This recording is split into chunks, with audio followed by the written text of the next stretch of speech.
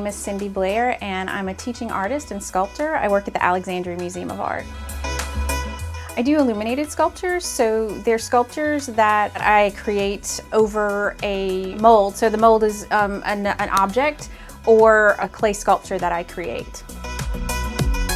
It's a long process, especially if I'm doing a sculpture and then casting the sculpture. And then there's painting and rigging the lights inside, so it can take quite a fair amount of time.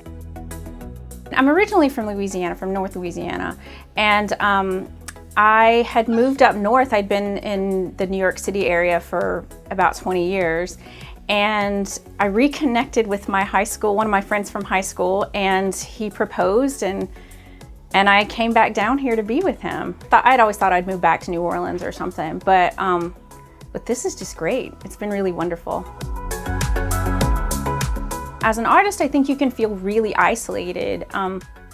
That's something I experienced as a teacher teaching in schools. As the art teacher, you're sort of other and you're off by yourself. People don't really understand what you do. They don't, they're doing their own things, and so you're a bit isolated. And when you're in your studio, you're isolated. So artists and writers and people who make are often isolated, but you need to connect with other people to sort of keep those ideas fresh, and I think it's really important.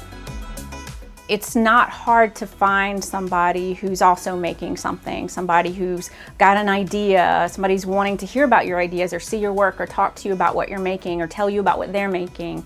And honestly, I feel a lot less isolated than I did in New York City.